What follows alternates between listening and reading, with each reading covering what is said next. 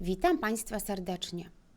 Jeżeli mamy stworzoną dokumentację techniczną kuchni, w celu jej otwarcia bądź modyfikacji odnajdujemy ikonkę spinacza, czyli dokumentacji, klikamy na nią i wybieramy Wczytaj dokument.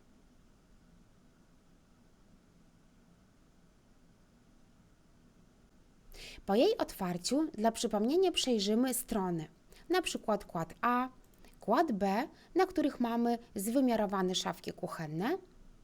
W kładzie szafki mamy tabelkę z ich numeracją oraz dokładnym opisem. Oraz mamy jeszcze dostępną dokumentację blatów.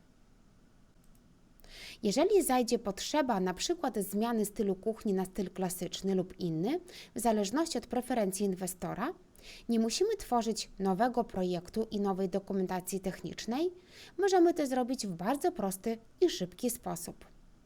Wyjdziemy z naszej dokumentacji i z poziomu wizualizacji, jak również z poziomu środowiska 2D, możemy zmienić rodzaj frontu, uchwytu oraz innych elementów kuchennych dzięki możliwości wymiany zestawów.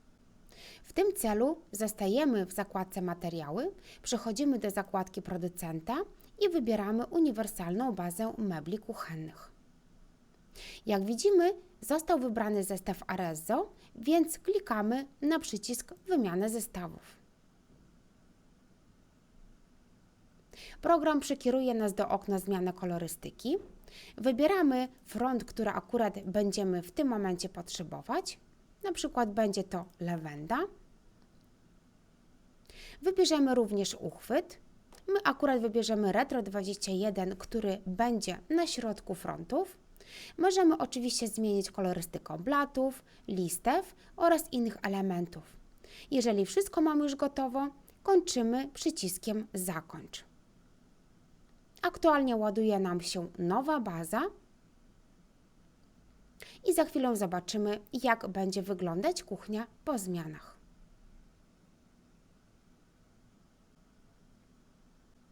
Tak prezentuje się zabudowa kuchenna po zmianie frontów i uchwytów. Taka zmiana również zapisała się w naszej dokumentacji technicznej. Ponownie więc wejdziemy w dokumentację techniczną, wczytamy nasz dokument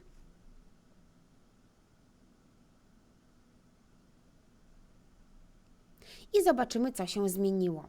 Jeżeli chodzi o stronę tytułową, ponieważ ręcznie zmienialiśmy zdjęcie z wizualizacją, ponownie klikniemy 2 razy lewym przyciskiem myszy i wybierzemy zmieniony obrazek wizualizacji. Otwieramy.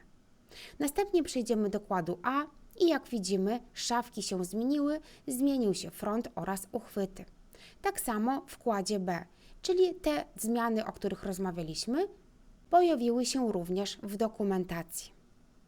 Zmienioną dokumentację techniczną możemy zapisać na przykład do pliku PDF i jako kolejną wersję zabudowy kuchennej udostępnić inwestorowi.